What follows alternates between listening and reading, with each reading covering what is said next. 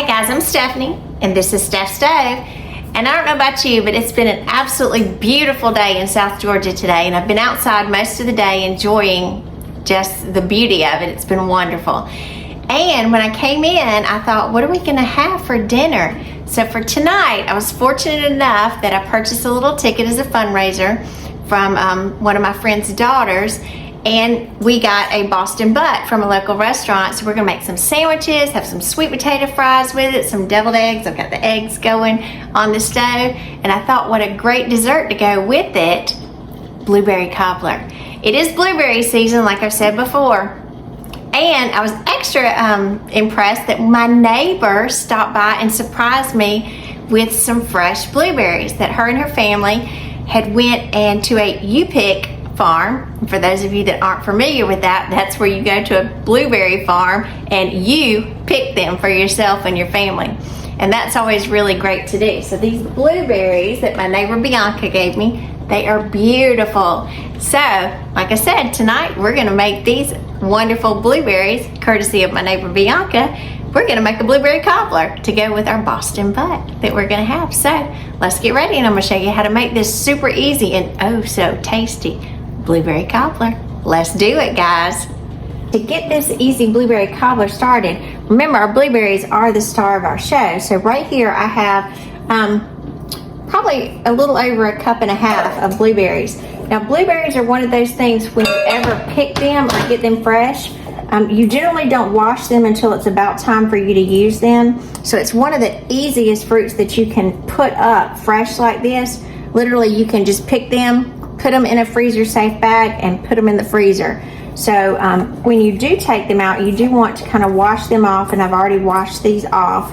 And look them, that means literally put your eyeballs on them, and look them to be sure that you don't have any extra stems or anything that you don't need in there. So after I've got that taken care of, I'm gonna grab a paper towel, and you're gonna have to be very gentle with this. Just place the paper towel in there and kind of dry off any of the excess moisture.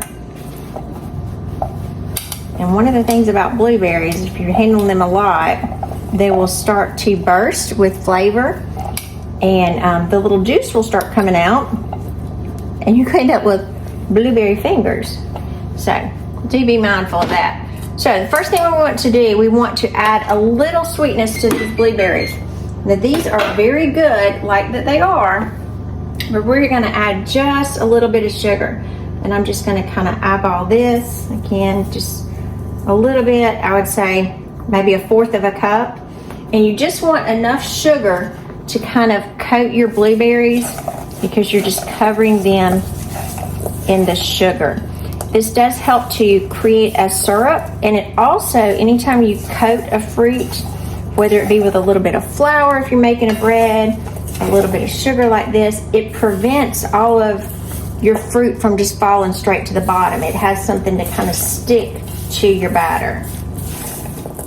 So, and again, you're just putting enough to cover your blueberries and just kind of mixing it around. All right, so we're gonna set that to the side. And in our baking dish, and this is just an oval baking dish that I have, I've already got cut here 1/2 stick or 4 tablespoons of butter.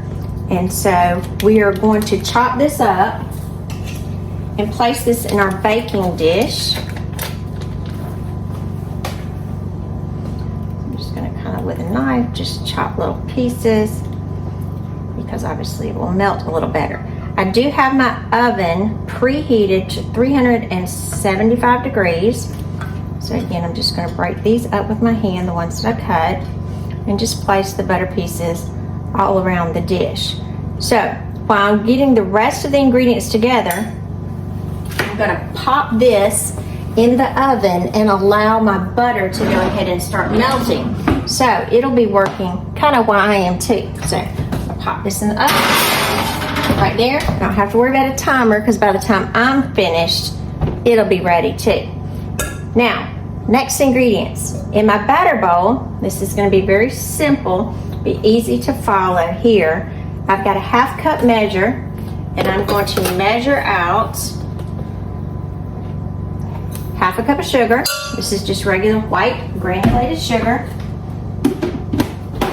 Put that to the side. And I've got some self-rising flour.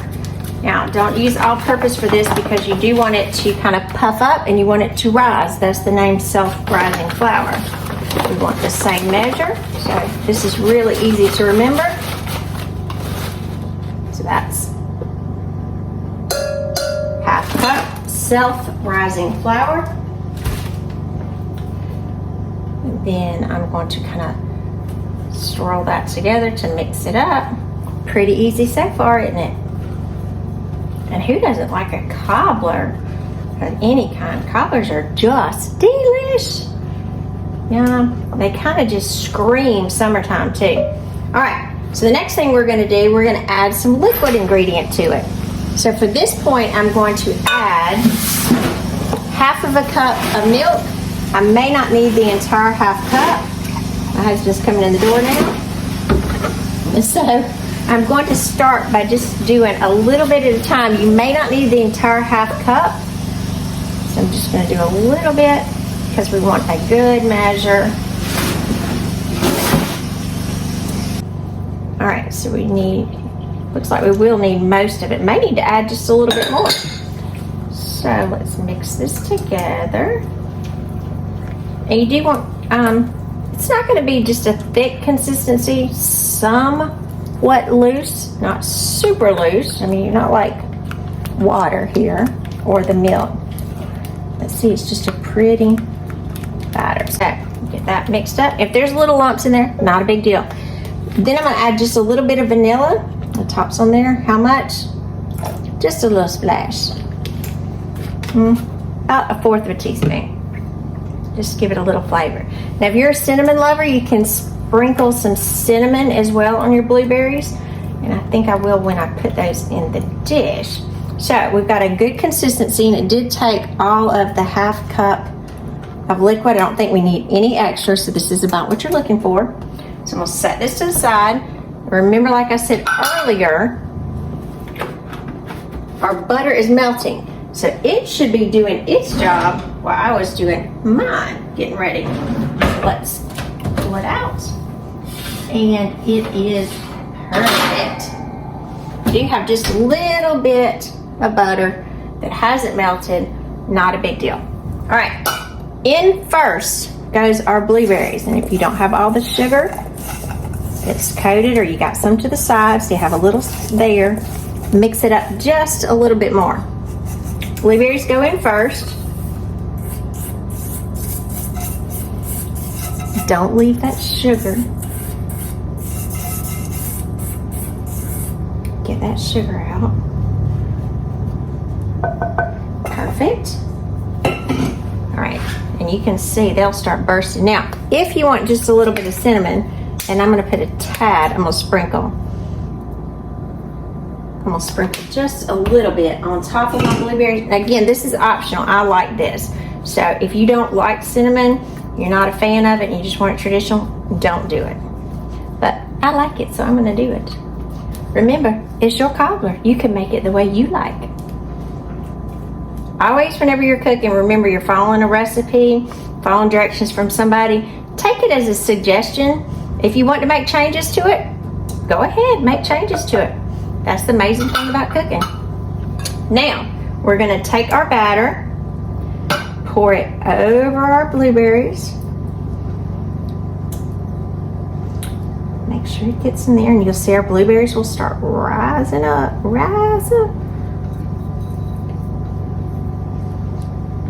Every bit of that.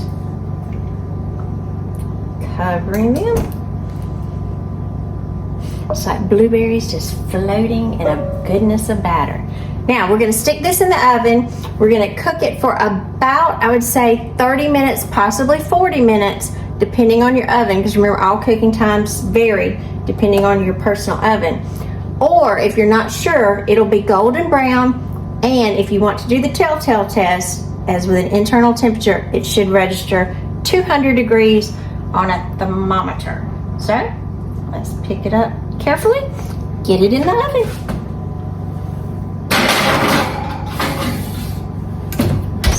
timer. Set for 30 minutes. All right, it's been 30 minutes, so it's time to give our blueberry cobbler a check and to see if it's ready and golden brown on the top. And like I did tell you, there's also a temperature check if you're unsure of your timing. So we're gonna check both of them and see where we're at. Let's look.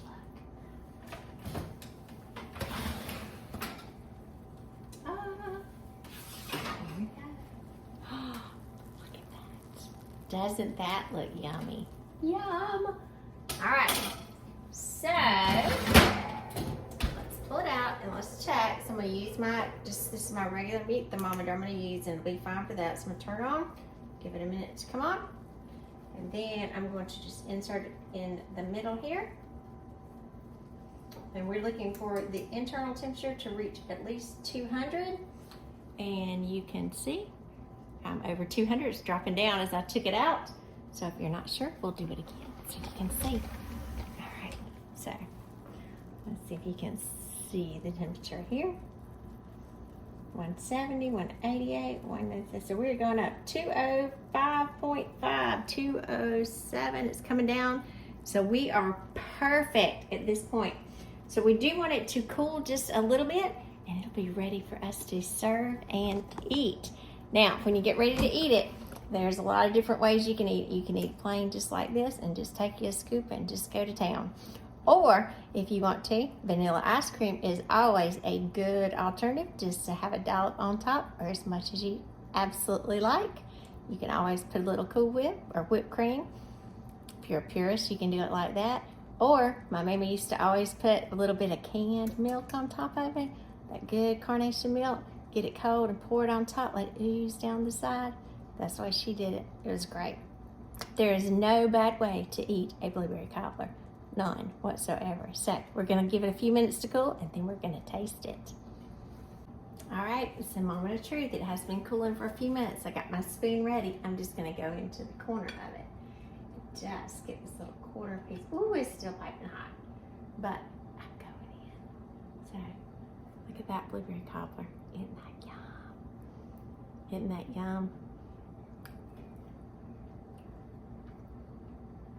It's so good. And cobbler just screams summertime. It is so good. Doesn't matter what kind of fridge pin it is, good. Not gonna lose that piece. So remember, I'm Stephanie. This is Steph Stove. Give us a thumbs up. Click that subscribe button for more great content like this. And remember, Steph Stove, we're making memories and blueberry cobbler, one dish at a time. Thanks for watching, and I do hope you enjoyed this great blueberry cobbler recipe. Have a great night, guys. Bye. Thanks for watching.